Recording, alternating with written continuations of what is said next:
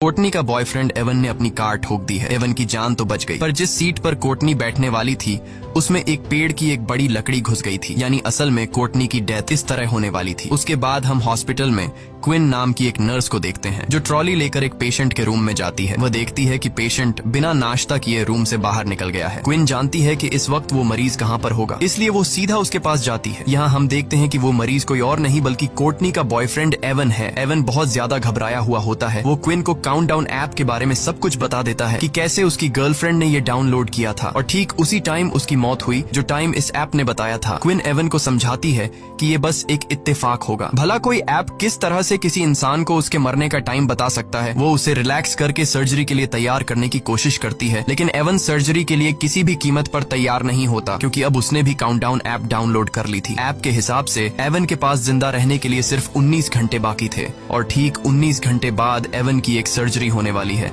और वो समझ जाता है कि सर्जरी के दौरान वो मारा जाएगा। लेकिन क्विन एवन को हिम्मत देती है कि ऐसा कुछ नहीं होगा। कुछ टाइम बाद क्विन हॉस्पिटल की हेड नर्स से मिली। वो उसे अपने साथ ले जाती है जहां एक डॉक्टर और स्टाफ के लोग केक के साथ क्विन को सरप्राइज देते हैं क्योंकि वो नर्सेज के टेस्ट में पास हो गई होती है। अब जब सब बैठकर केक खा रहे होते हैं तो क्विन सबको एवन के काउंटडाउन ऐप के बारे में बताती है। यहाँ कुछ और लोग भी बताते हैं कि हम भी इस ऐप के बारे में सुन चुके हैं। मजाक में ये लोग भी अपनी लाइफ का बचा हुआ टाइम देखने के लिए इस ऐप भी दोस्त कोर्टनी से कहते हैं कि रूल्स के मुताबिक तुम्हें सारी ड्रिंक्स पीनी होगी। तभी कोर्टनी का बॉयफ्रेंड एवन आ जाता है और कोर्टनी की जगह वह खुद सारी दारू पी लेता है। पार्टी खत्म होने के बाद जब कोर्टनी अपने बॉयफ्रेंड एवन के साथ गाड़ी में बैठी तो एवन ज्यादा ड्रिंक करने की वजह से उसे चढ़ गई थी, इसलिए कोर्टनी एवन को ड्राइव करने से मना करती है, लेकिन एवन उसकी नहीं सुनता। कोर्टनी ऑलरेडी ऐप की वजह से डरी हुई थी, इसलिए वह कार से उतरकर पैदल ही घर जाने लगती है। एवन कोर्टनी को गाड़ी में बैठने के लिए कई बार कहता है, लेकिन जब वह नहीं बैठती तो एवन गुस्सा होकर उसे अकेला छोड़कर वहां से निकल जाता है। तभी कोर्टनी के मोबाइल पर उस ऐप का नोटिफिकेशन आता है कि उसने यूजर एग्रीमेंट तोड़ दिया है। कोर्टनी को इसका मतलब समझ नहीं आता, लेकिन ये देखकर कोर्टनी और ज्यादा डर जाती है। तभी हम देखते हैं कि काला कोट पहना हुआ कोई आदमी उसका पीछा करने लगा। तब कोर्टनी को मोबाइल पर एक अलर्ट आता है कि उसके पास सिर्फ 7 मिनट बचे हुए हैं। कोर्टनी घबराते हुए जल्दी अपने घर पहुंच जाती है। घर में एंटर होते ही